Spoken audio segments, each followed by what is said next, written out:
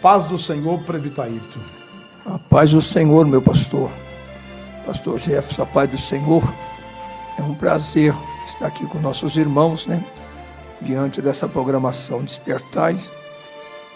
Para mim é algo assim bastante emocionante, né? Porque tudo que Deus prometeu, eu tenho visto se cumprir assim diante dos meus olhos, né? Não sou merecedor de nada disso, mas o Senhor, né? Ele diz que é para que nós, quando nós honramos Ele, Ele também nos honra. Quando nós desonramos Ele, Ele também nos desonra. E eu tenho lutado, irmãos, para poder andar mediante a palavra de Deus, né? E cumprir a sua sã doutrina. Presbítero Ayrton, eu vou começar então já fazendo algumas perguntas para que o nome do Senhor seja glorificado. Vamos lá. O presbítero Ayrton, eu queria depois saber como é que, de onde que ele é. Nós vamos saber em que cidade que ele nasceu, em qual estado que ele veio, e ele vai dar para nós detalhes. Presbítero Ayrton, o senhor nasceu em qual estado do Brasil? É São José dos Campos, pastor. Estado de São Paulo. Vale, Paraíba, estado de São Paulo. Então, o senhor é daquela região bonita ali, presbítero Ayrton, do Vale do Paraíba. Que região bonita ali do Vale do Paraíba, São José dos Campos, uma belíssima cidade. Não é isso? Verdade, isso mesmo, pastor. Ela fica ali próximo ali à cidade de Aparecida do Norte, né? Ali isso. Pertinho. O senhor foi criado na cidade mesmo ou teve algum laço com a zona rural? Não, pastor, eu não tive, quer dizer, tive pouco laço, né, com a zona rural, porque a cidade, quando eu estava em desenvolvimento, eu estava na minha faixa etária ali de 9 para 10 anos, eu aprendi a colher batata, né, aprendi alguma coisa ali, pouco tempo na lavoura ali, porque a gente tinha bastante conhecimento ali com famílias que tinham lavoura, né, que até que chama ali em São José dos Campos, chama Varja, né, e ali tinha uns plantadores de batata. E às vezes para ajudar ali na despesa de casa, né, para não ficar na rua, nós ia ali colher batata, né? Batata, eu colhi muita batata na minha infância. Então tá aí, o presbítero Ayrton Martins, é isso? Martins Eusébio. O presbítero Ayrton Martins Eusébio, nascido em São Paulo, no Vale do Paraíba, criado na cidade. Toda a cidade antigamente tinha aí os seus laços com a agricultura. Ele teve um pequeno contato com a agricultura. E como é que foi a sua infância e a sua adolescência? O presbítero Ayrton nasceu no lar evangélico, ou como é que era a sua infância, já que aquela região é predominantemente uma região assim muito voltada ao catolicismo, por estar próximo de Aparecida do Norte. Como é que foi a sua infância e adolescência? A minha família, pastor, todas elas eram católico de carteirinha, né? E por nós sermos católicos, nós também éramos envolvidos com o espiritismo, né? Meu pai era fundador de um centro espírita, né, de Mesa Branca. Então, todo final de semana, a mãe e o pai levavam nós lá para o centro espírita, né? E meu pai era de Mesa Branca. E no mesmo tempo que nós frequentávamos o centro espírita, frequentava também a parte religiosa da igreja católica, né? Porque católica com o espiritismo é tudo igual, né? E nós frequentávamos, fomos criados assim. Olha só, irmãos, então ele frequentava a igreja católica e também o pai dele desenvolveu aí a Mesa Branca e eles frequentavam também. E essa vida, irmão Ayrton, o senhor aprendeu a fumar, beber? Como é que foi a sua adolescência? Como é que foi a sua vida? Uma vida pacata ou era um rapaz assim já voltado para o mundo? Como é que era a sua natureza entre a sua adolescência e juventude? Na realidade, pastor, naquele tempo, né, hoje se fala a idade da pedra, né? Nós começamos a trabalhar cedo, né? 9 anos de idade, eu já fiz a minha caixinha de engraxate, né, com aquelas caixas de maçã, e ia para o centro da cidade, na porta da igreja matriz, na praça, engraxar sapato, né? Eu engraxava sapato, levava sacola, e o pai ensinou nós a trabalhar desde cedo, né? Todos nossos irmãos, as minhas irmãs, trabalhavam cedo, né? Começava cedo no trabalho. Então a gente começou a trabalhar muito cedo, né? Com 9 anos, nós trabalhávamos já para ajudar em alguma despesa na casa, né? O pai sempre foi trabalhador, sempre foi caminhoneiro, então sempre também nos deu assim bastante condição assim financeira, né? Mas a gente ajudava bastante na despesa da casa, porque começamos a trabalhar cedo, né? Engraxando sapato e levando sacola do mercado para a casa das madames. E nós sempre fomos envolvidos com o trabalho, desde os 9 anos. né, que a gente aprendeu a trabalhar. Prefeito Ailton, eu vejo que o senhor tem uma fala fácil, fala livremente, uma boa dicção, até porque isso, o contato que o senhor teve assim com o público desde pequeno, né? Desde pequeno. Com as madames, com o engraxate, era Deus já te preparando para futuramente uma obra, né? Pastor, inclusive, naquela época tinha a igreja, né, a gente vai falar aqui do nome da igreja, Assembleia de Deus, que usava aquele microfone, aquele alto-falante na torre da igreja. E todo dia à tarde, né, passava aquele povo que ia para a igreja. E eu, com 9, 10 anos de idade, já apreciava aquele povo, né, bem arrumado, aquelas crianças, aquelas famílias. E aquilo ali foi entrando dentro do coração. E aí começava a Assembleia de Deus, começava um culto às 6 horas da tarde, falando naquele microfone, naquele alto-falante, né, que hoje é proibido. E ele abrangia lá a minha casa lá, e a gente ouvia aqueles cultos, né? E aquilo lá foi entrando dentro do coração da gente, né? Era uma semente que estava sendo plantado e a gente não sabia. Coisa linda. Irmão Ailton, o senhor teve envolvimento, assim, ainda na sua juventude, quando se teve ou se não, com a bebida, com o cigarro, com outros tipos de drogas lícitas e ilícitas? O senhor chegou a ter esse contato? E se teve, quando é que isso começou? Quando eu comecei a fumar, pastor, cigarro, eu estava na faixa etária de 12 anos de idade, né? Eu fumei por 40 anos de idade. Meu Deus, prefeito Ailton, só interrompendo, só esse pouquinho. Então o senhor começou a fumar com 12 anos? 12 anos de idade, né? Aí eu experimentei o cigarro e aí começava a fumar escondido do pai e da mãe, né? E aí a gente via que os colegas diziam assim, depois você chupa uma bala de hortelã, o cheiro do cigarro vai embora. Então eu comecei com 12 anos de idade, né? Já tinha um dinheirinho meu no bolso, então aí já comecei a fumar com 12 anos de idade. Meu Deus, e daí para frente, como é que foi, irmão Ailton? Conta para nós aí, dos 12 anos, do cigarro, passou a usar outra bebida, e como é que foi a sua vida aí? Bebida não, pastor, né? Bebida não, era só o cigarro mesmo, né? E andava no meio das más companhias, né? E a gente ia aprendendo as coisas, como meu pai não gostava do negócio de bebida em casa, meu pai também nunca bebeu, nunca fumou, então a gente não poderia mexer com o negócio de álcool, né? Que não o pai botava para fora de casa. Mas o cigarro eu levava, né? Todos esses anos, até passar a maior de idade, eu fumei 40 anos, esse nós conseguimos manter, né? O vício do cigarro. Por enquanto, né? Depois a gente foi se envolvendo com outros tipos de idade, passamos de maior de idade, aí já começamos a conhecer droga, essas coisas todas, mas eu não cheguei a participar de droga assim na minha faixa de jovem. Eu vim entrar já com a idade mais forte, né? Com 30 anos de idade, aí sim. Meu Deus, irmão Ailton, então essa idade aí dos 20, 18 anos, o senhor não tinha envolvimento forte com droga, mas trabalhava, tinha uma vida normal e era casado? Como é que foi aí? Não era casado, pastor. Aí é o seguinte, eu com 18 anos, eu entrei numa empresa chamada General Motors, trabalhei por 3 anos, e aí fui mandado embora e fui embora para São Paulo. Aí como eu viajava muito com meu pai desde garoto, eu conhecia São Paulo que nem a palma da mão. E eu fui embora para São Paulo. Eu saí da empresa, falei para minha mãe, mãe, agora eu vou cuidar da vida. E com 20 anos eu fui embora para São Paulo. E aí eu me alojei ali na Conde Sarzeda. Conheço, pastor, muito bem. Ali eu morei por 20 anos. E ali que a gente se envolveu mesmo com a droga, com o crime, né? Eu nunca matei, nunca estrupei, mas os colegas de pensão era tudo envolvido com droga e com crime.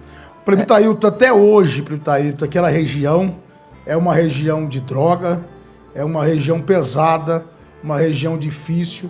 Eu conheço ali, inclusive hoje, muitos, não só venezuelanos, mas haitianos. Tem muito haitiano bom, venezuelano, chineses, né? Mas muitos chineses, japoneses, mas que envolvido com esses crimes aí, tem muita gente naquela região ali, do Brás, aquela região. Então o senhor teve uma vida, irmão Ailton, como é que foi a sua vida, o envolvimento com o crime? Se chegou a ter, como é que foi essa complicação, a droga, o crime, como é que foi, o senhor foi envolvendo, se correu o risco de vida? Conta para nós aí à vontade. Eu sou da época que eu estava falando pro nosso irmão ali, o presbítero Juliano, eu sou da época do Carandiru, né?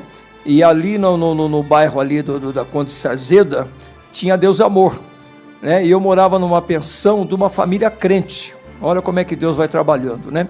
E aí os colegas ali, eu chamava trombadinha naquela época, né? E eles ficavam no Farol, morava comigo na pensão, trabalhava, mas ficava ali batendo carteira ali e tal, e batendo relógio ali, Rolex, aquelas coisas todas, era tudo das quadrilhas que é onde eu morava, né?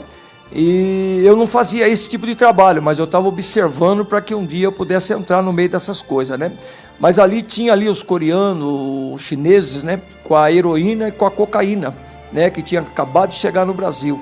Então ali eu perdi muitos colegas meus ali, entre a Conde Sazeda e a outra, que agora eu não lembro o nome, que é uma avenida que cruza ali a Conde Sazeda para sair. Furtado? Conselheiro Furtado, isso mesmo. E a região nossa ali, o reduto nosso era a Baixada do Glicério e a Aclimação, né? E ali a Conselheiro Furtado ali e tal, que era que dava acesso ali para a gente ir para a Praça da Sé, para João Mendes. Eu fiquei ali 20 anos, né? Mas eu morava numa pensão ali de pessoas evangélicas e as pessoas sempre insistindo comigo de ir para a igreja. E um dia eu fui para a igreja, né? Que eu não estava aguentando mais essa vida como diz hoje, vida louca, né? Naquela época não se usava esse nome, né? Hoje, no mundo do crime, aqui a gente trabalha no sistema prisional, eles falam vida louca. E eu estava nessa vida. E aí o Senhor Jesus me alcançou, né? Me alcançou. Mas essa vida louca que o senhor fala, conta para nós como é que era essa vida louca que o senhor viveu. O que o senhor chegou a praticar? Como é que foi a sua vida? Envolvida com o crime, né? Eu não estava assim diretamente com o crime, mas conhecia o pessoal do crime e andava com eles, né? É que nem eu falei para o pastor, eu nunca matei, nunca estrupei, mas eu vivia no crime porque até o reduto que eu vivia ali na Baixada do Glicério, eu era ali daquela escola de samba ali do Vai-Vai, né? E ali é droga 24 horas e o crime estava ali. O senhor aprendeu a usar droga também? Aprendi a usar droga também, porque o senhor andando no meio da má companhia, se o senhor não usar, o senhor não pode fazer parte do corpo ali, né? Do corpo do povo ali e tal, porque aí o senhor está sendo ali uma pessoa que pode trazer consequência para eles. Então o senhor tem que usar, né? Mesmo que o senhor não usa muito, use pouco, mas usa, né? Eu não cheguei a usar muita droga, usei pouca droga, né? Mas o Senhor nos deu livramento grande ali na Baixada do Glicério. Eu fiquei 20 anos ali morando. Presbítero Ailton, 20 anos. Antes do senhor conhecer Jesus, depois nós vamos falar dessa parte. O senhor chegou a ficar detido? Chegou a ficar preso? Antes de se tornar um obreiro, um cristão, chegou a ser detido para o sistema penitenciário? Ou o senhor não chegou a passar por essa fase? Na realidade, pastor, isso aí eu fiquei esse tempo lá em São Paulo. Aí eu voltei novamente para minha cidade. Aí eu fui trabalhar numa empresa multinacional, na Kodak. Trabalhei 6 anos. E aí, quando eu saí dessa empresa, o meu salário era muito alto. E eu tinha já família, né? Já morava com essa mulher casada, tinha um casal de filho. E tinha comprado a casa no sistema financeiro. E eu tinha uma dívida muito alta. Então, pelo salário que eu ganhava, eu fui mandado embora da empresa. Eu tinha muita dívida, então o que eu fiz? Aí eu me veredei novamente para o crime. Aí eu fui trabalhar num ferro velho. E lá nesse ferro velho eu aprendi uma outra marginalidade, que era roubo de carro, roubo de carga. E aí me afundei nisso daí. Aí fiquei muitos anos. Geralmente o jovem novo cai nessas enrascadas. Mas pelo que eu estou entendendo, não foi na sua juventude, adolescência, não. O senhor passou por São Paulo, no meio da criminalidade, da Conde Sazeda, da Aclimação, Conselheiro Furtado, naquele meio ali, conheceu a droga, mas não se envolveu tanto. Não foi preso, não teve nenhum deslize tão grave. Mas depois o senhor volta para São José dos Campos. Voltando para São José dos Campos, se eu estou entendendo é isso, vai trabalhar numa multinacional na Kodak, um salário altíssimo, contrai dívidas, e de repente é surpreso, mandado embora. E quando o senhor é mandado embora, aí você agora, para manter um padrão de vida Sim. que não era mais possível ter o salário, Verdade. O senhor começou agora então praticar crimes que eu diria muito pesado. Verdade, pastor. E aí que eu me afundei, porque eu era gerente praticamente dessa loja de autopeça, né? E aí o foco meu, como eu morava em São Paulo, era tudo em São Paulo, né? Porque as quadrilhas, elas são tudo de São Paulo, né? Os camaradas pegavam os caminhões de carga, já combinado com os motoristas, e descarregavam no galpão.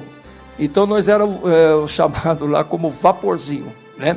Suponhamos que pegava uma carga da General Motors de câmbio, né, de S10, descarregava nesse pavilhão, e aí lá os vaporzinhos vai e faz a desova. Aí eu desovava para Porto Alegre, desovava para o Paraná, desovava para o Mato Grosso, né? E ganhava comissão.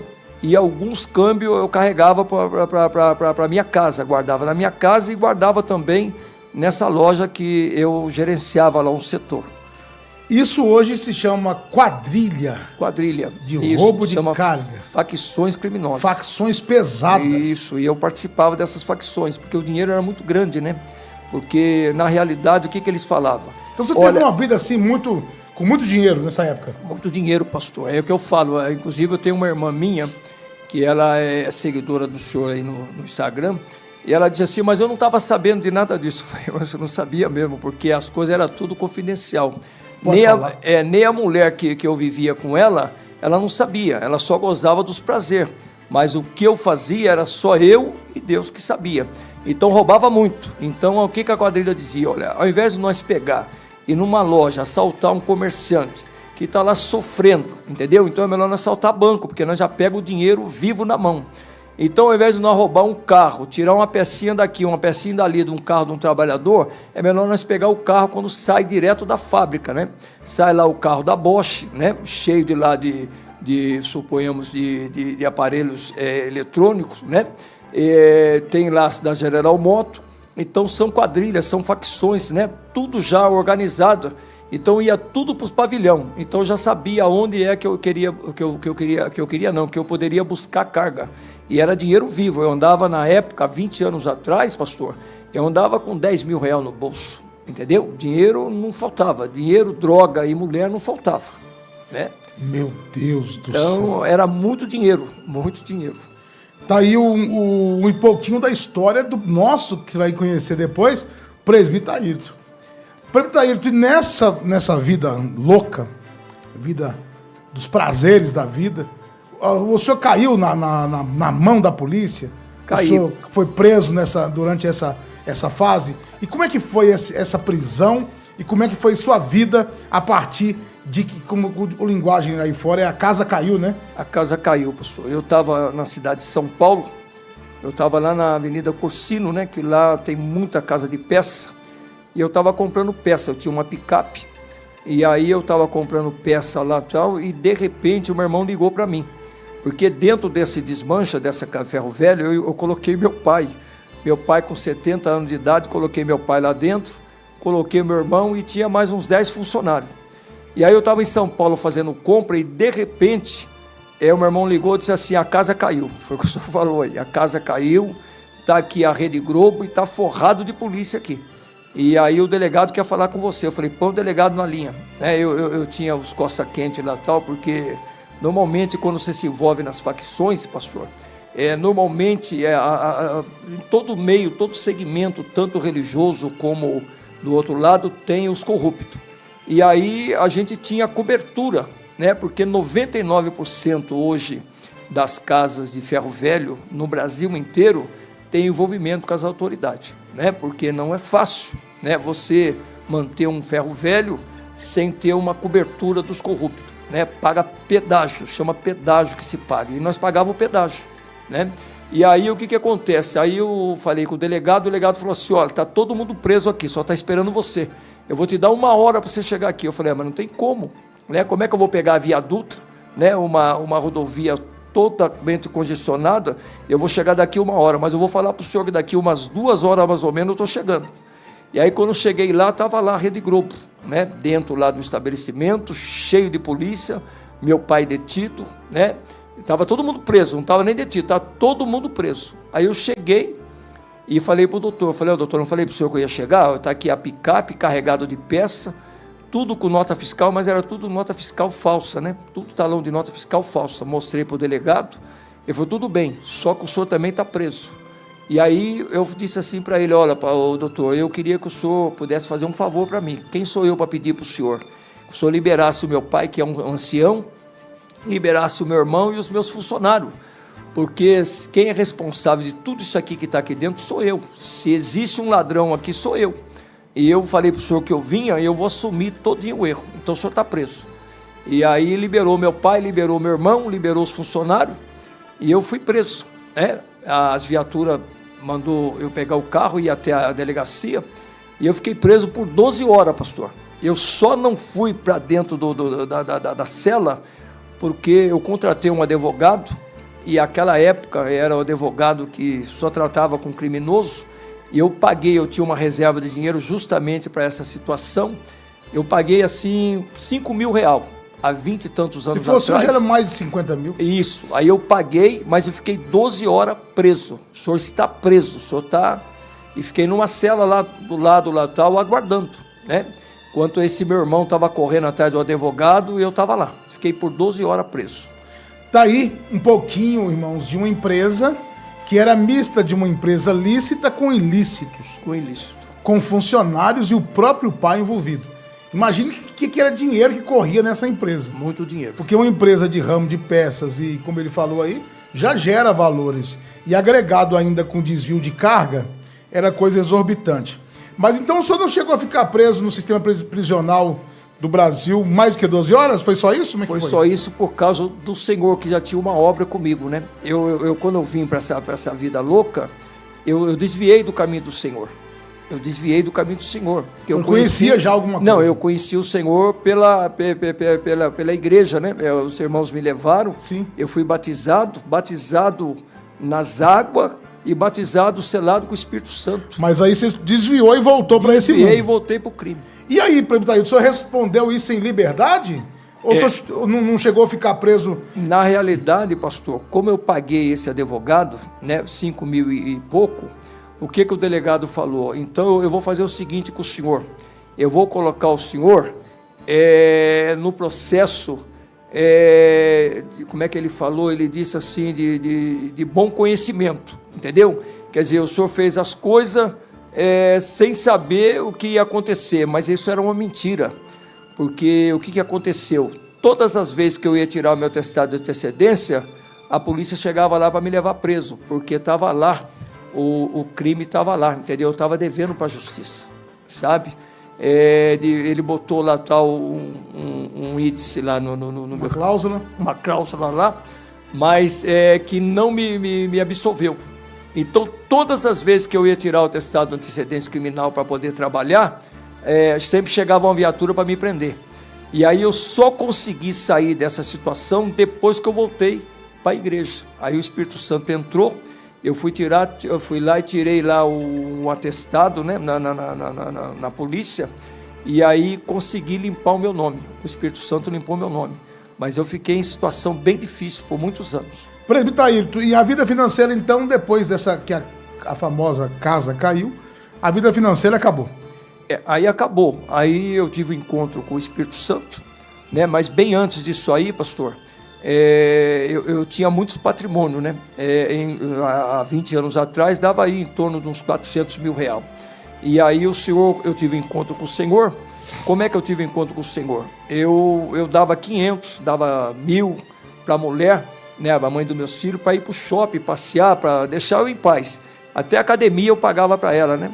E aí ela gastava o dinheiro, aí voltava a me atormentar. E um dia eu estava desgostoso da vida. E aí eu peguei o revólver, sentei na porta de casa, com 2 carros novos na garagem, muito dinheiro, e eu estava dando um tiro no ouvido, de desgosto, né? Porque eu não tinha paz, né? E aí o diabo falou assim, eu só tenho um jeito, você tira a sua vida. Nessa que eu ia tirar minha vida, estava sentado na porta de casa, e aí veio uma voz e disse para mim assim, olha, você não pode tirar a sua vida, porque se você tirar a sua vida, entendeu? O único que pode dar vida e tirar a vida é só Deus, entende? E eu disse assim, mas como é que eu tenho que fazer? Ele falou, vai para a minha casa. Eu falei, onde que é a sua casa? Aí apontou a igreja. Aí eu fui para a igreja. Aí chegando lá, o Senhor começou a fazer a obra. Aí eu voltei para a casa de Deus, né? E nessa que eu voltei para a casa de Deus, o Espírito Santo falou assim, olha, eu vou tirar tudo que você tem. Tudo, né?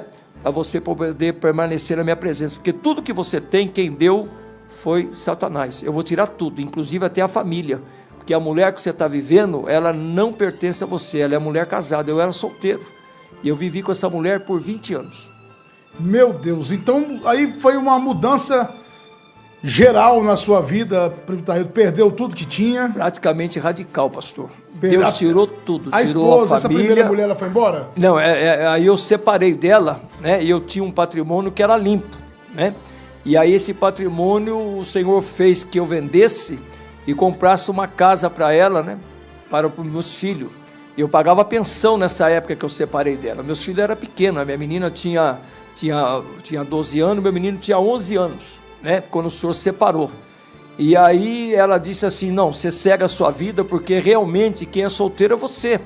Eu sou casada, entende? E a palavra de Deus diz que ela conhecia, eu tinha conhecimento da palavra de Deus, que o casamento até que a morte nos separa, então você é livre, então segue a sua vida, contanto que você paga a pensão, né? Cuida dos seus filhos, né? E arruma um lugarzinho para mim morar com os seus filhos, você vai seguir a sua vida. Aí eu peguei e concordei com ela, saí de casa e dava pensão, né, e ajudava ela, mas aí ela misturou com os irmãos da igreja, umas irmãs da igreja, e aí ela entrou com um processo contra mim na justiça, né? Na hora ela concordou, mas depois, por a gente ter vivido 20 anos, o pessoal botou na cabeça dela que ela tinha que entrar com processo, né? E aí eu passei um outro pedaço difícil, né?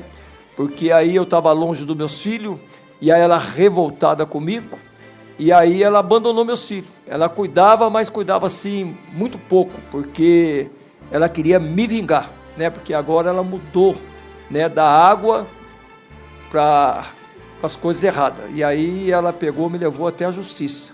E aí eu fui parar na justiça novamente. Meu Deus, mais uma luta na justiça. E Deus trabalhando na sua vida. Aí você conseguiu sair dessa, e aí conseguiu se livrar, Maílton? Como é que foi o desenrolar da história? E aí eu fui para a justiça. Aí eu cheguei diante do juiz, e aí o juiz perguntou para mim assim, cadê o seu advogado? Eu falei para ele, o advogado meu está aqui do meu lado.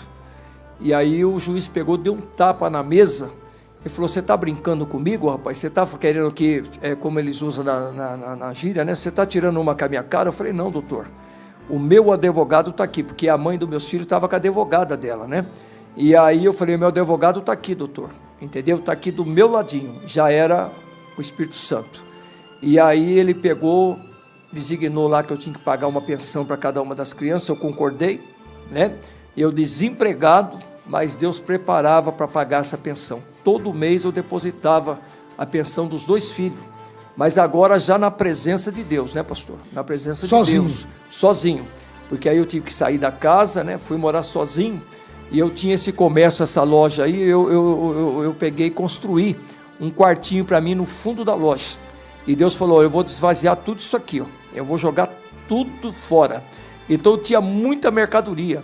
Eu peguei e quebrei tudo, né? Painel de carro, muita mercadoria, muita mercadoria. E eu não vendia, não conseguia vender nada para ninguém. Aí eu vendi tudo ferro velho, a preço assim de um centavo o quilo, né? Desvaziei lá o salão. E aí o senhor falou assim, agora esse salão aqui eu vou purificar, você vai alugar para mim instalar a minha igreja. Aí eu instalei a igreja lá, né? A igreja ficou lá e eu fiquei no fundo da igreja morando num corredor. Mas aí o que aconteceu, pastor? A minha filha foi para a prostituição e meu filho foi para as drogas. Meu aí, Deus! É o preço, né, pastor? Porque eu estava falando agora ali com os irmãos que Deus perdoa, mas aí tem as consequências.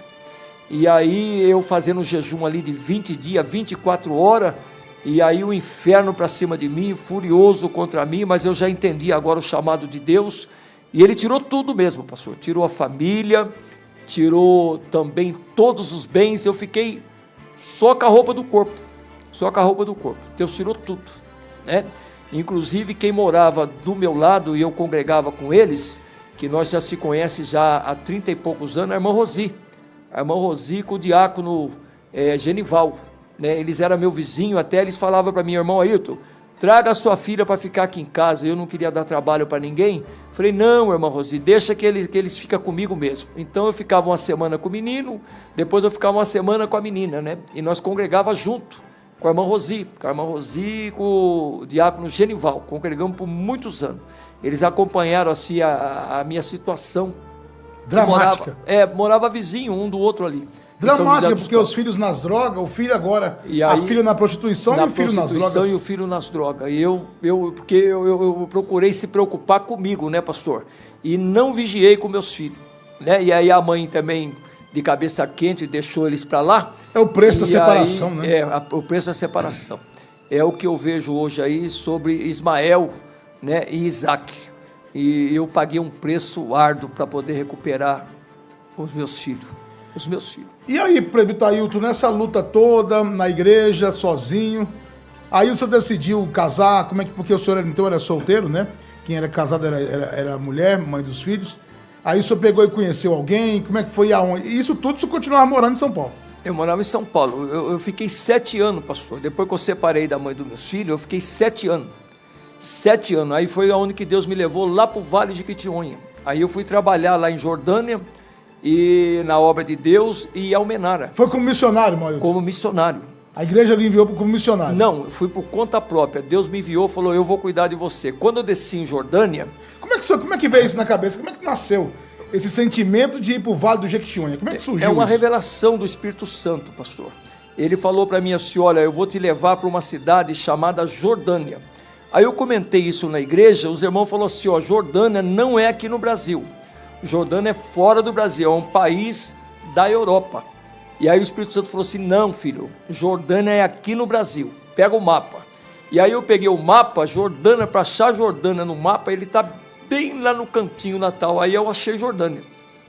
Aí eu preparei a mala, e aí eu despedi da família, e fui embora para Jordânia. Eu não conhecia, dava 2.000 quilômetros da minha cidade até Jordânia. E aí eu arrumei a mala, fui embora para Jordânia. Quando eu desci lá, né? Aí o Espírito Santo falou para mim, eu desci na pracinha, no centro, o ponto final do ônibus, era perto de uma padaria, e aí eu estava com muita fome, quando eu coloquei a mão no bolso, eu tinha R$1. E aí eu fui lá, comprei o pão, e aí o Espírito Santo falou assim, aqui você tem muitos irmãos, e a partir de hoje eu vou cuidar de você.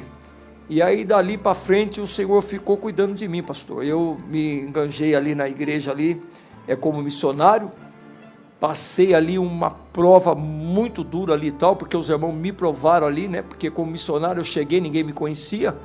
E aí eu passei 1 ano de prova ali, junto com os irmãos ali fazendo a obra. Passei 1 ano. E aí eu fui aprovado, e a igreja começou a me dar suporte, para mim poder trabalhar ali no Vale de Quitionha. E aí eu trabalhei ali por 4 anos, aí eu casei, aí eu vim embora para São Paulo, e depois de 7 anos Deus preparou a irmã Ivani. Eu solteira, a irmã Vani solteira, um dia eu estava no culto, Deus falou que ia preparar uma companheira para mim, ia preparar uma serva para mim. E eu recebi. E aí eu fui passear na cidade de Campinas, conheci a Ivani. A Ivani solteira, 52 anos, eu com 50, e Deus preparou ela como uma serva de Deus. Com 30 dias nós estávamos casados, e voltamos novamente para a Jordânia. Aí ficamos morando lá por mais 1 ano, fazendo a obra de Deus. Naquela região árida, tem algumas fotos aí, nós não temos como colocar, porque não tem como escanear, mas temos algumas fotos aí de Jordânia, esse período que ele ficou lá, com muita luta naquela região ali, que é a região de Almenara, né, Bruno? É Almenara. Eu, quando cheguei lá em Jordânia, a Jordânia era conhecido como Palestina. Ele não era reconhecido como Jordânia ainda, né? Porque ali era uma cidade bastante violenta, né? Até eu comentei com o senhor que nós fazia culto numa casa lá em cima, num bairro chamado Rolapote. Esse bairro era onde que eles matavam de manhã, amarrava outro para tarde, matava à tarde, depois matava à noite. E nós tínhamos um ponto de pregação nesse bairro, né? Lá no Rolapote. E aí nós fazia ali um trabalho de evangelismo. Eu saía às 5 horas da manhã, né? Foi a época mais gostosa do meu ministério. Saí às 5 horas da manhã, ia para o culto. Nós orava das 5 até as 8 da manhã com as irmãs do ciclo de oração. E depois das 8 nós saía fazer evangelismo. E eu parava, era 11 horas da noite, entende?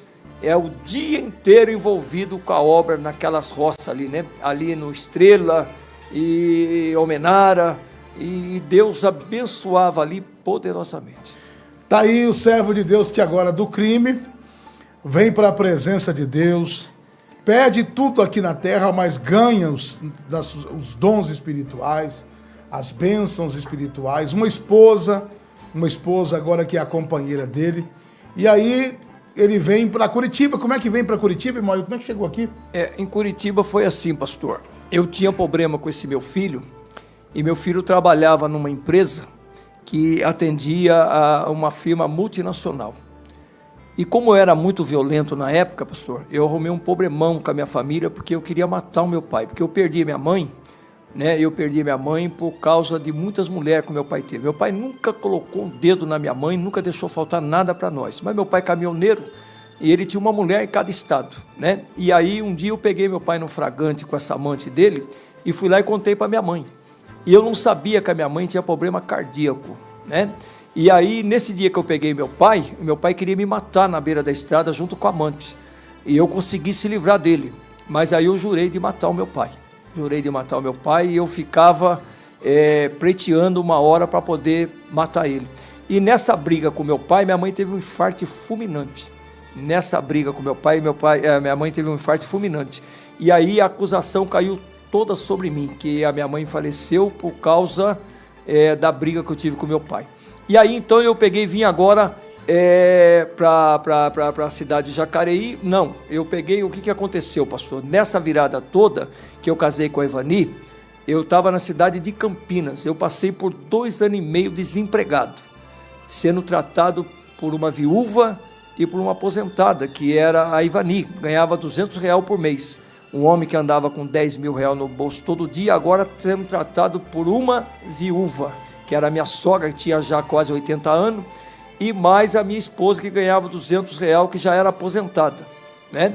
E aí o que aconteceu? Um dia Deus abriu a porta, eu fui trabalhar com o juiz, né? Eu fui trabalhar com o juiz, Deus já estava cuidando da minha vida, para mim chegar onde que eu vim parar aqui no Paraná. Aí eu trabalhava com o juiz, e aí quando eu fui trabalhar com esse juiz, tem aquela agência de emprego, o senhor conhece lá em São Paulo, chama Poupa Tempo. Sim. Eu tinha feito uma inscrição e fazia 12 anos e meio que eu estava desempregado. E aí o Poupa Tempo me ligou e disse assim, ó, tem uma vaga aqui para o senhor pleitear, né, que é uma vaga para trabalhar como motorista particular de uma autoridade. E eu disse assim para a moça, olha, eu não gostaria muito não trabalhar com tal, porque eu tenho uma ficha com as autoridades e eu estou acabando de resolver o meu problema. Ela falou assim, ó, tenta lá, pode ser que o senhor dê certo lá trabalhar com essa autoridade. Eu fui, chegando lá tal, eu cheguei bem cedo, e aí tinha mais 14 pessoas atrás de mim, eu era o primeiro da fila, e aí o juiz pegou, mandou me chamar, mandou o porteiro mandar chamar, era um bairro de classe alta, né, de luxo ali na cidade de Campinas, e aí quando subi lá tal, era um juiz de 33 anos, ele sofreu um AVC, e ele tinha uma paralisia, né? Porque o AVC, quando dá no cérebro, ele dá cruzado, né? Ele dá do lado esquerdo e paralisa o lado direito. Dá do lado direito e paralisa o lado esquerdo. O dele deu do lado esquerdo e paralisou o lado direito. Então ele não podia dirigir, ele precisava de um motorista particular. E aí quando eu cheguei lá tal, eu falei, ó, doutor, eu vou já adiantar para o senhor, eu vivi num mundo, né, num mundo errado, eu tenho uma ficha aí, não é muito extensa, mas eu já paguei tudo para a justiça, entendeu? Mas o senhor vai pedir aí o atestado de sucedente criminal, vai aparecer. Então aí o doutor falou comigo assim, olha, o que me interessa não é o que o senhor fez lá atrás, o que me interessa é o que o senhor vai fazer para mim daqui para frente, entendeu? Era Deus já no negócio. E ele falou assim para mim, o senhor já está contratado, pode descer lá embaixo, falar para o porteiro lá tal, dispensar lá os 14, e o senhor pode começar essa semana comigo. Aí fui trabalhar com o juiz. Aí eu trabalhando com o juiz, né, eu trabalhei com ele por 1 ano, evangelizei o juiz, ganhei o juiz para Jesus, e aí o juiz também, ele precisava casar, e eu com a Ivani fazia campanha, porque a família do juiz era tudo espírita, né, e aí a doutora que ia casar com ele, a família disse que ela estava querendo aproveitar dele, e eu entrei em campanha, eu com a irmã Ivani, e Deus deu a vitória. Só para o senhor ver, Deus me tira lá do crime, daquele mundo sujo, podre, querendo matar o pai, tudo, limpa, e aí põe eu para ser motorista do juiz. E aí eu fazia lá aquelas bocas de droga lá em Campinas, tudo com o carro dele, porque era um carro importado, e ficava comigo. E quando eu chegava naquelas biqueiras lá tal, os meninos corriam, porque eles viam a placa do juiz na frente, né? E era eu que descia para evangelizar nas biqueiras. E aí o que aconteceu? Quando chegou no casamento do juiz, eu fui testemunha do casamento do juiz, né? Então Deus me honrou ali na cidade de Campinas ali. Até hoje eu tenho amizade com ele, inclusive o presbítero Claudemir, né, que está na cidade de Campinas. Esses dias agora eu estava falando com ele para ele poder, se ele podia dar um testemunho na nossa igreja. Ele falou que ia lá dar, né? E nós temos essa comunhão. Aí o juiz sabia da vida que eu tinha lá na cidade de São José dos Campos, sabia que eu tinha um casal de filho, que eu falei para ele, eu era casado com a Ivani, expliquei para ele. E aí ele disse assim, olha, eu queria dizer para o senhor que a mãe do meu filho faleceu, né? E eu tenho que ir para lá agora socorrer os meus filhos. Foi aonde que o meu filho estava nas drogas e a minha menina na prostituição. E aí o doutor disse assim, não, traga eles para cá, irmão. Traga eles para cá, eles vão morar tudo aqui comigo. Eu não podia trazer, porque o meu filho já estava na vida louca, nas drogas. O que aconteceu? E quem ia ser preso era eu. A minha filha também envolvida com traficante, quer dizer, eu ia botar o juiz em situação difícil. Falei, não, doutor, só dá baixa na minha carteira que eu vou para lá para socorrer meus filhos, porque isso aí é problema meu. Aí eu fui socorrer meu filho. Chegando lá, meu filho queria me matar. Meu Deus, aquilo que o senhor fez com o pai... O pai, aí meu filho queria fazer, por causa da morte da mãe deles.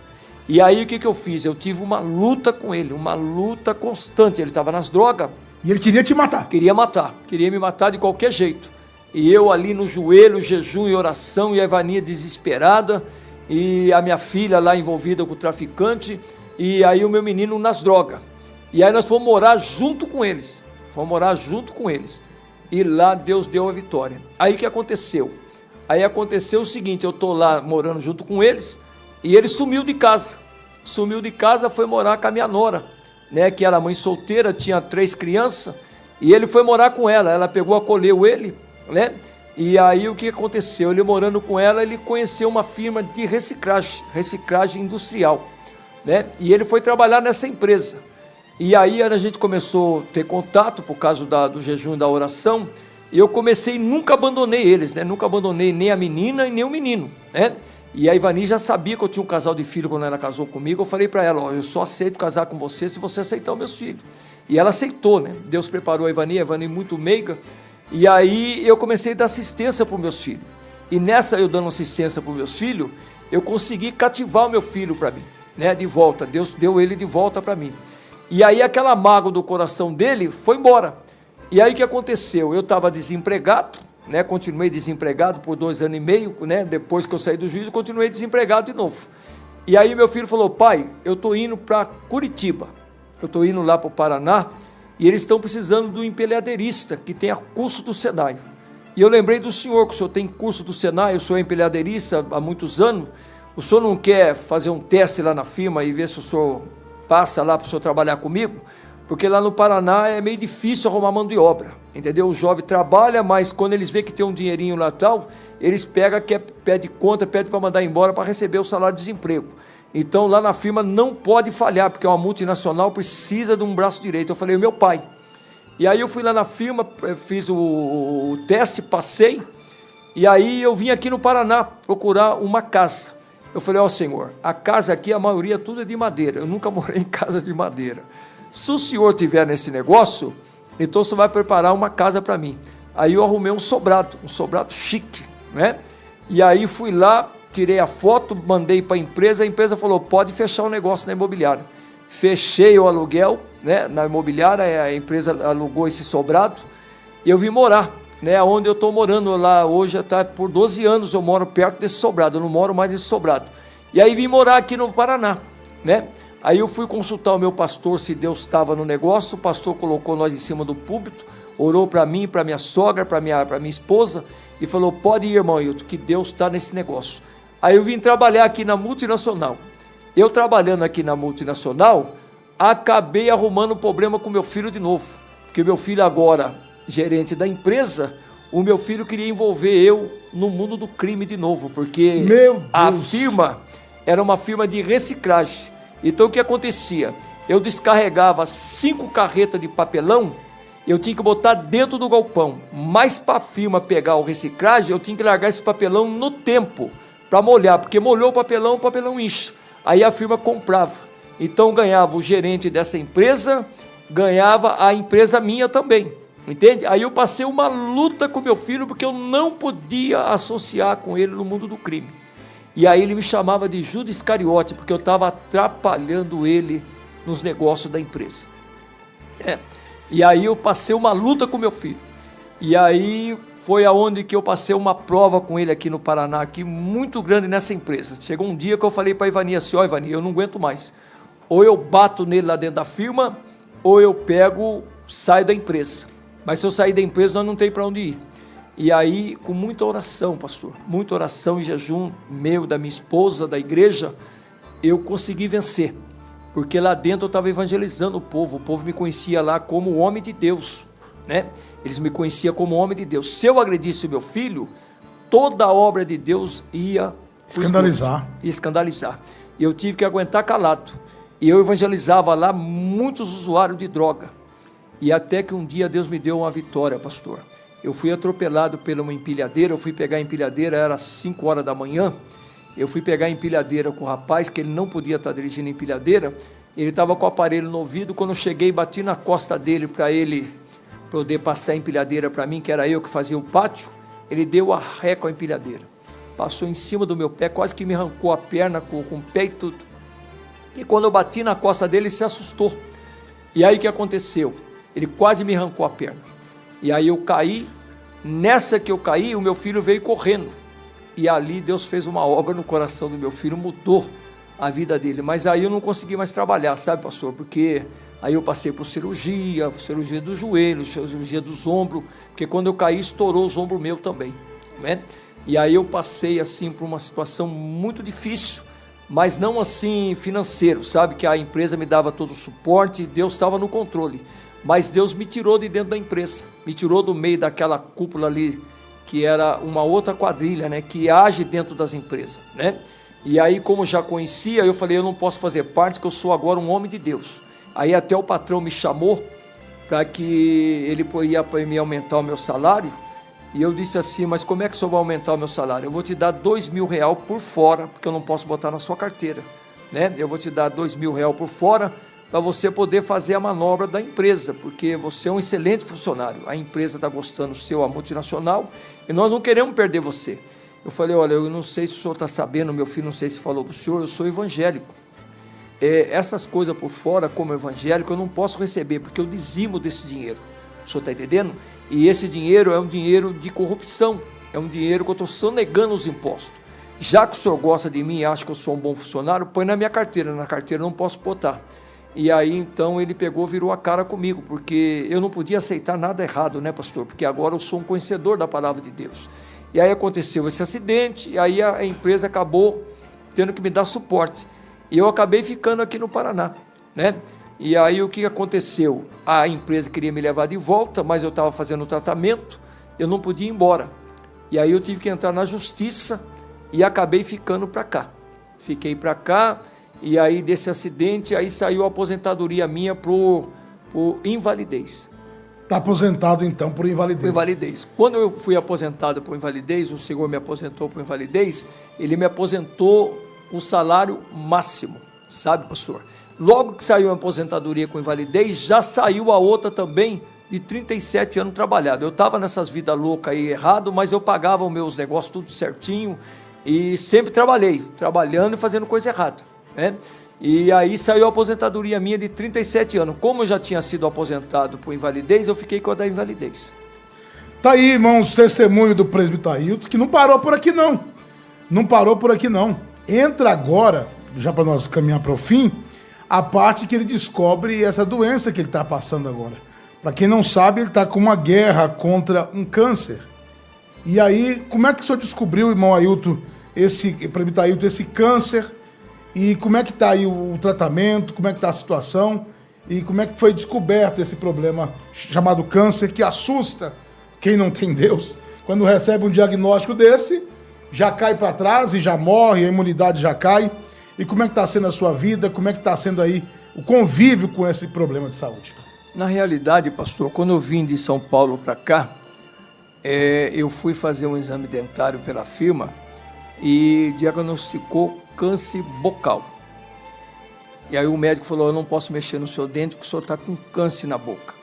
Mas o senhor faz a biópsia lá atrás, eu trouxe a biópsia, constatou o câncer, e ele disse assim, vai ter que fazer um tratamento primeiro. Eu falei, doutor, ele era um médico evangélico, eu falei, olha, doutor, eu vou fazer um propósito com Deus. de uma semana, porque eu já estou registrado na firma e preciso ir embora. Uma semana eu vou fazer um propósito com Deus sobre esse câncer bucal. E eu fiz o propósito, pastor, e quando eu voltei no dentista, não tinha mais o câncer na boca. Deus me deu a cura do câncer da boca. Mas antes da boca, eu já tive o câncer de próstata. E Jesus também curou o câncer de próstata. Curou de próstata, veio na boca, e aí da boca, quando eu vim para cá, deu na garganta. Na garganta também, Deus curou. Então foi primeiro nos dentes, depois próstata, depois garganta, câncer na garganta. Depois veio o estômago, o câncer no estômago. Que é esse agora? Não, o câncer do estômago eu já estava aqui. Deus também me deu a vitória. Agora o 5º câncer, né? Que não foi 7 câncer. Outro dia nós estávamos conversando, eu estava meio tumultuado, o senhor não entendeu. Foi 5 câncer. Aí curou o câncer do estômago, aí agora veio do esôfago. Esse está passando por esse agora? Esse é que está judiando, é o do esôfago. Descobriu quando, irmão, desse câncer do esôfago, esse último agora? Quando eu fui fazer um exame de rodízio. Aí eu cheguei na médica, eu fui no postinho, né? E estava sentindo alguns sintomas assim, tal, meio esquisito na hora da alimentação.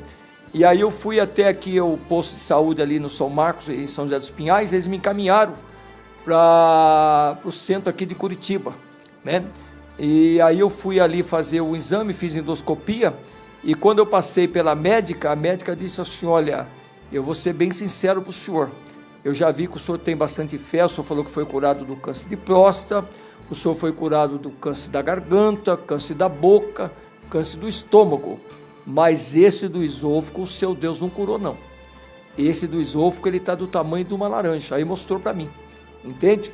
Nós vamos fazer quimioterapia para ver se nós conseguimos abater ele. Só que eu fiz uma sessão de quimioterapia, 13, que é sessão forte, e ele, ao invés dele ser destruído, ele fortaleceu. Ele aumentou então? Ele aumentou e agora ele fechou o esôfago. Já faz aí uns 40, quase 50 dias mais ou menos, que agora eu estou se alimentando de líquido, porque não passa nenhum tipo de alimentação a não ser líquido. Meu Deus, irmãos, aí nós estamos agora com esse servo de Deus, que ele vai continuar falando para vocês. O câncer, depois de algumas sessões de fisioterapia, de regredir, ele aumentou. E fechou praticamente o esôfago. Está fechado. E ele, para alimentar, ele quase não consegue mais alimentar. Às vezes demora muito tempo para ingerir um. É 1h30 para comer 3 colherzinhas de sopa.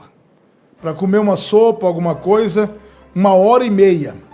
Inclusive, pastor, eu trouxe até aqui para mostrar para o senhor, essa é a minha alimentação. Está aqui. A médica passou agora, custa 20 e pouco real, são 4 dessa aí por dia. Essa é a alimentação. Essa é a alimentação do presbítero Ayrton, irmão, que está aqui falando com essa voz segura, com essa voz firme. O médico praticamente desenganou, porque não consegue mais alimentar uma comida firme. Mas e por que o senhor está aí com a Bíblia na mão, pregando, dirigindo a igreja, cantando nos cultos? E tem gente que com uma febrezinha não vai para a igreja? Uma dorzinha de cabeça. O que leva o senhor a estar aqui comigo já 1h e pouco aqui na live, sem parar, sem interrupção, sem titubear? O que é isso, irmão? Vem do Senhor essa força? É verdade, pastor. Eu queria dizer para o pastor que eu já tive em diversos ministérios. Mas um ministério, pastor, que me acolheu muito, foi esse ministério, sabe, pastor? Aqui eu aprendi muito e tenho aprendido muito. E eu quero dizer para o pastor que olhando, né, não parece, mas olhando primeiro para Deus, que é Ele que nos sustenta. Mas olhando para o nosso pastor, o nosso pastor é um exemplo muito grande para mim, sabe, pastor? Eu olho pelas enfermidades dele, e olha ele trabalhando, não tem dia ruim, não tem dia, ele não para. E eu me espelhei muito no nosso pastor, sabe? E o câncer não vai fazer eu parar também, sabe? Porque diabetes e câncer, se botar os dois na balança, pesa igual, né? E aí o problema é o seguinte, eu olho muito para o nosso pastor, sabe, pastor? Ele tem me fortalecido muito, Deus tem me fortalecido. Inclusive eu estou com a cirurgia marcada, eu já fiz exame de cardíaco, fiz exame de sangue. Eles queriam eles queriam, não, eles querem, em cima do embigo, um palmo para cima, eles querem colocar uma válvula, que é para mim poder receber o alimento, que aí eu vou no poço, pego esse alimento, aí ele entra por uma bolsa, eu não sei como é que chama esse nome, como é que chama, pastor? Isso aqui é colostomia? Isso, entra do lado. Mas aí a Ivani evangelizando o pessoal ali na sala ali de cirurgião ali, nós estávamos aguardando, e eu estava estudando a palavra de Deus. E de repente, pastor, como é que é bom a gente ter essa conexão com os céus, com a palavra de Deus, com o Espírito Santo. E o Espírito Santo me levou na mulher do fluxo de sangue. E lá está escrito assim, pastor. Eu até indaguei com o Espírito Santo, né? Eu falei para ele assim, mas o Senhor não deixou a medicina, Lucas não era médico? Ele falou, mas eu estou falando com você pela mulher do fluxo de sangue. A mulher do fluxo de sangue, ela padeceu na mão dos médicos por 12 anos. E aí eu comecei a ler aquela palavra ali dentro ali da sala ali, de espera do cirurgião para marcar a cirurgia, e a lágrima começou a descer. E aí o Espírito Santo falou para mim assim, você quer passar pela mão do cirurgião? Ela passou, 12 anos ela padeceu na mão da medicina. Você sabe o que vai acontecer com você se você fazer essa cirurgia? Você vai começar a padecer, porque a sua idade já é uma idade avançada. Eu deixei a medicina. Você tem quantos anos, Mailton? Eu estou com 71, pastor. É a 71. mesma idade do nosso pastor. Ele é um mês mais velho do que eu. Né? Ele faz em dezembro, eu faço em janeiro. E aí o problema é o seguinte, você vai padecer, porque o que acontece? Esse aparelho, quando entrar em você, você pode receber uma bactéria, né? Hospitalar, uma bactéria, porque se você não souber fazer a manutenção, e aí você pode partir. Então é melhor que você deixe que eu cuido de você. Então eu falei, então eu não vou fazer a cirurgia. E aí eu falei para a médica que eu não ia fazer a cirurgia. Eu falei, doutora, eu tenho uma palavra aqui para dizer para a senhora, porque eu estou em sã consciência. Como o Senhor curou eu de 4 câncer, o 5º para ele não é nada. Se ele quiser curar, eu vou servir ele. Se ele não quiser curar, a minha mala já está pronta, doutora. Entendeu? A senhora não entende muito essa área espiritual. E eu, para mim, o que o senhor fizer, para mim está feito. Sabe, eu já consertei com a minha família, já consertei com a igreja, e aqui nesse mundo não tem mais nada para mim. Eu estou preparado para partir, para viajar. E aí ela falou, então nós vamos arrumar o líquido. O senhor consegue ingerir o líquido? Com muita dor eu consigo. Então ela pegou e passou esse líquido. Então eu estou tomando o líquido e a cirurgia está lá. Se não descer nada, tem que entrar para a cirurgia, mas eu não vou fazer, pastor. Presbítero Ailton, então o senhor não quer passar por essa cirurgia? Então está aí praticamente obstruído o seu abdômen. O esôfago. O esôfago não consegue alimentar. Não. E aí, o senhor não quer de forma alguma passar por esse procedimento? Não. Eu estou esperando, estou exercitando a minha fé. Sabe por quê, pastor? Porque nós temos que ser bastante assim, como é que eu vou dizer para o pastor? Prestar bastante atenção nos cultos. Né? Eu sempre falo para os irmãos, que quando nós entramos da porta para dentro do templo, é bom que nós deixemos a carne para o lado de fora, porque tudo que vai ser tratado dentro do templo são coisas espirituais.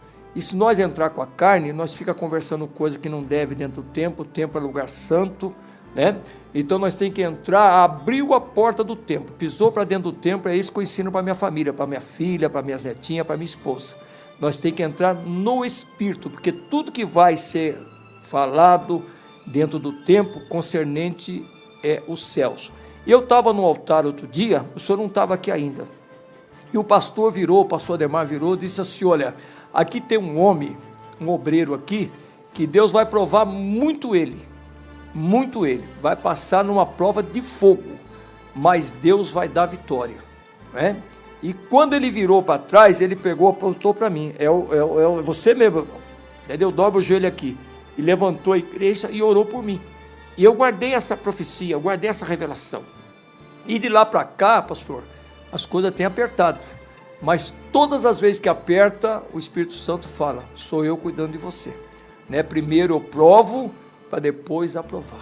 Está aí, presbítero Ailton, inclusive a irmã Raquel Lacerda, é filha do nosso querido pastor Ademar, e ela está nos acompanhando.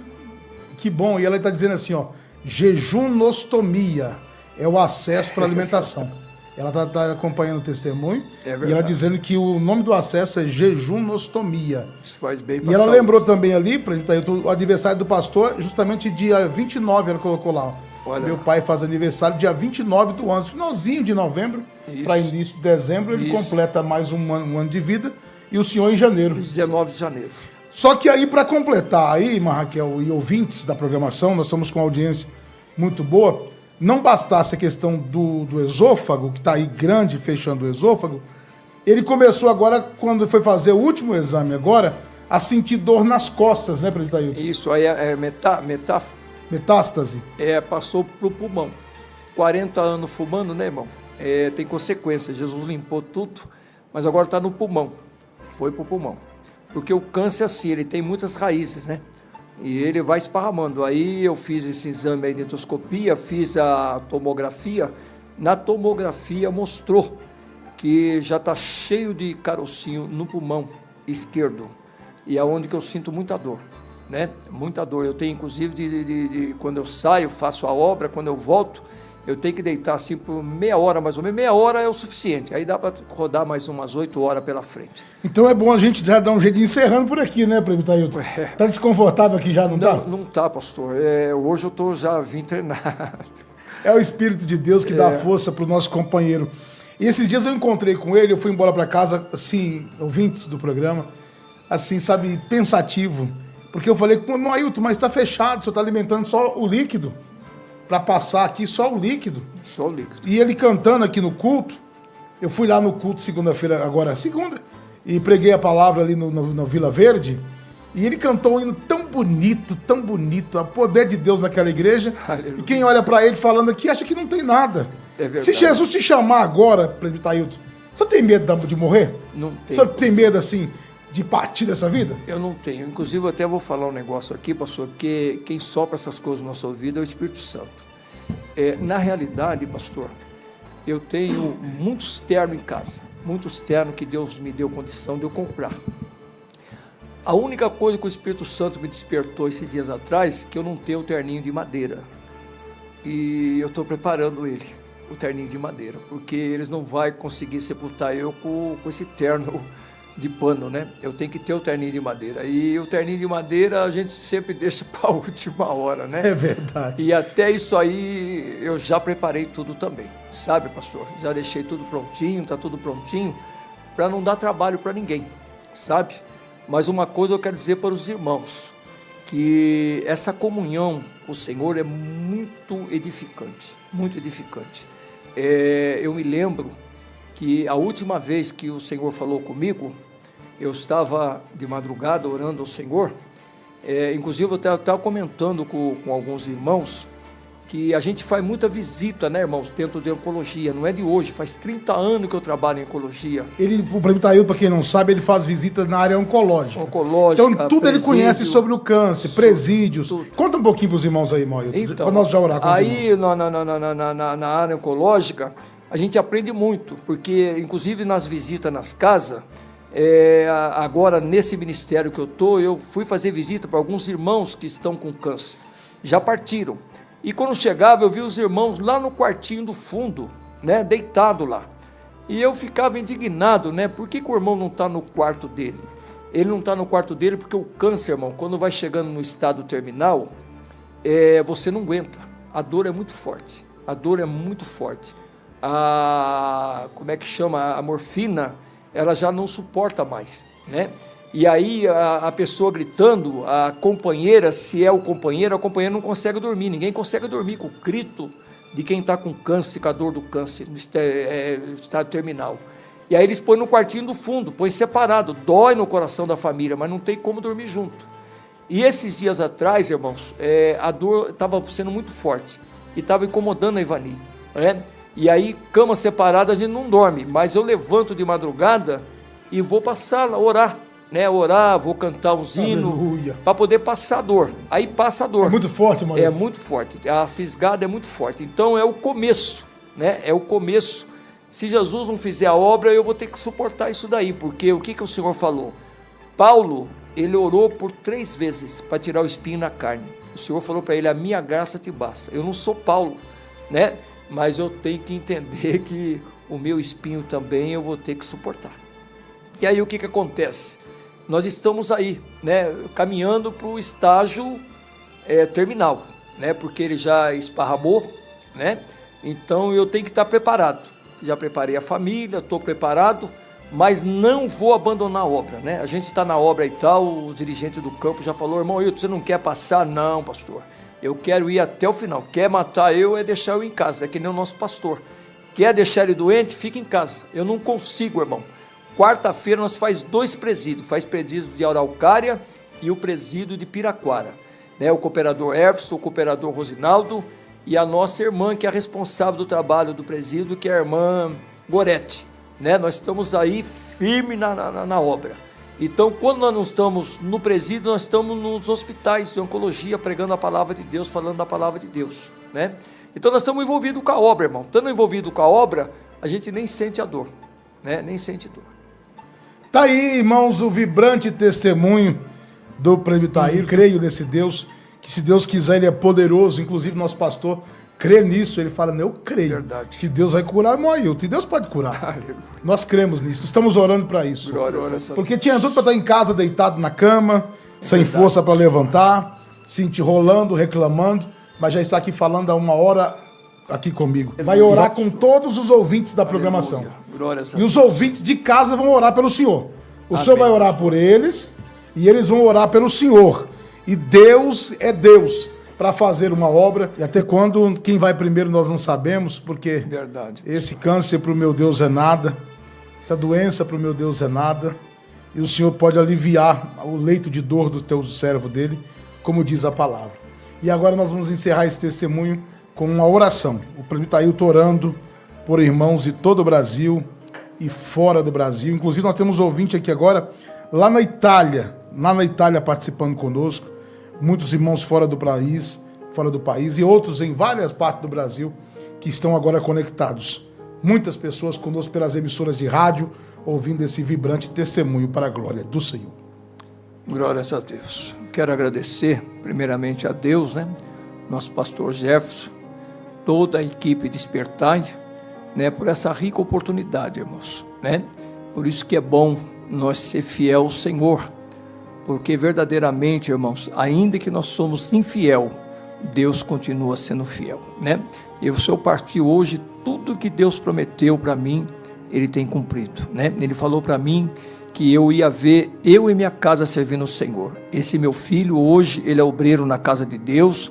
Essa minha filha também é obreira aqui na casa de Deus, na igreja sede. E eu posso dizer que eu e minha casa servimos ao Senhor, irmãos. Então é motivo de gratidão, Senhor. Senhor, Tu és maravilhoso, Senhor. Eu não tenho palavras, Senhor, nesta manhã, nessa tarde, para agradecer ao Senhor por tudo que o Senhor tem feito, Pai. Nós não somos merecedores de nada, mas o Senhor tem honrado, Senhor, aqueles que têm honrado o Senhor, porque o Senhor vela pela Tua palavra. O Senhor diz na Tua palavra que o Senhor honra aqueles que Te honram.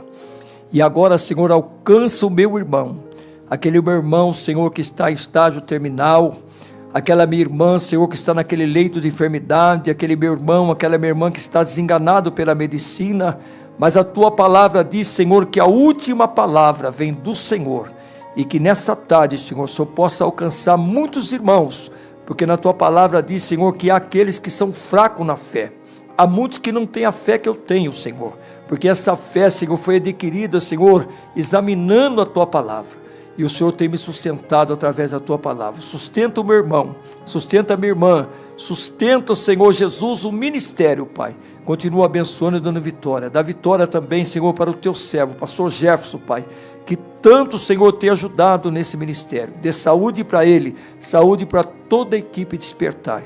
Abençoa os irmãos também que têm nos abençoado, têm orado, Senhor. Eu não tenho palavras para agradecer, Pai. Os nossos irmãos, as igrejas, a congregação, todos têm orado.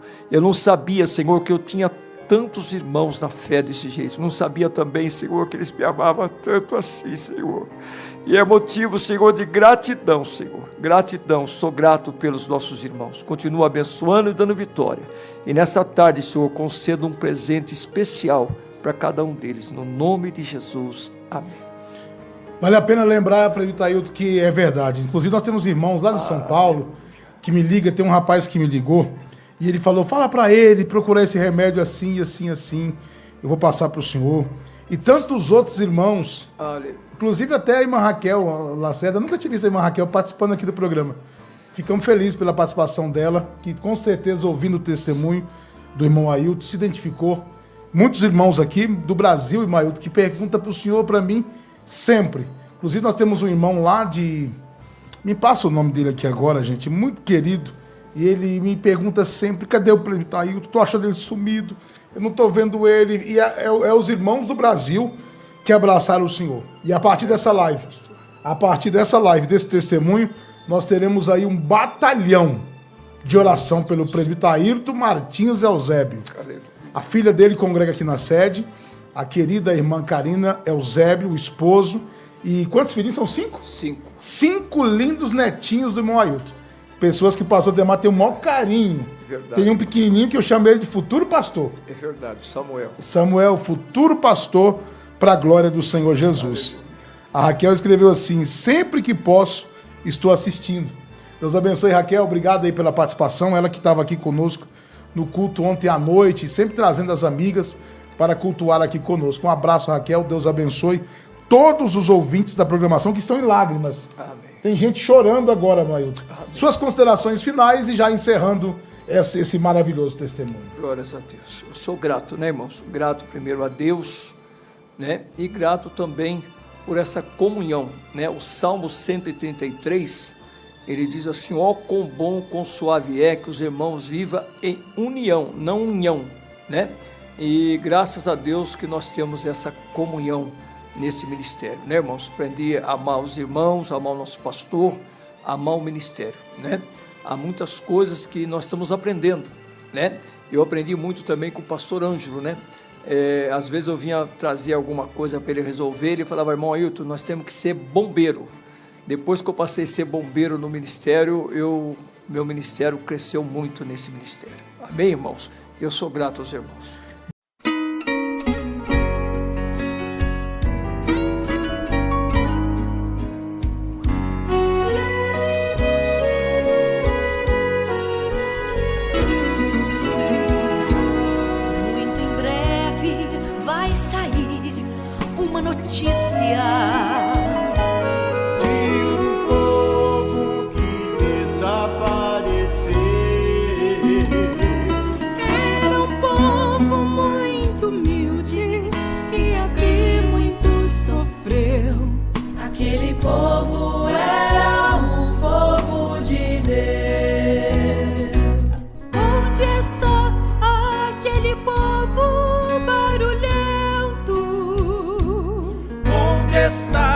Que não se vê nenhum irmão.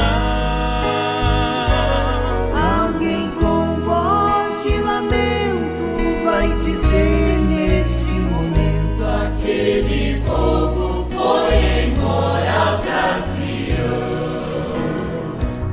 Onde está o dirigente desta igreja? E os obreiros aqui onde estão? As mensagens que pregavam, muitos tristes se alegravam. Eles também foram embora pra Sião.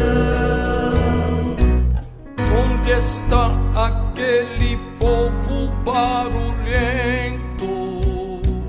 Onde está que não se vê nenhum irmão? Alguém com voz de lamento vai dizer neste momento: aquele povo foi embora pra Sião. Onde está a juventude desta igreja? E as irmãs, o grupo de oração?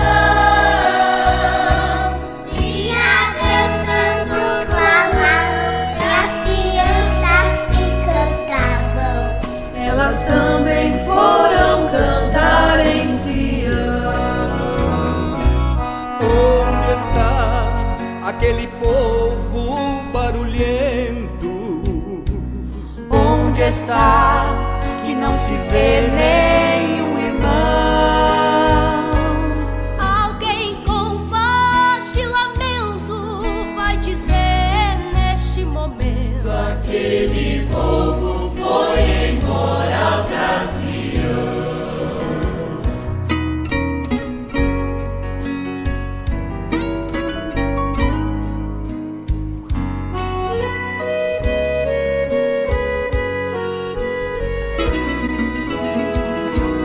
Depois deste grande acontecimento,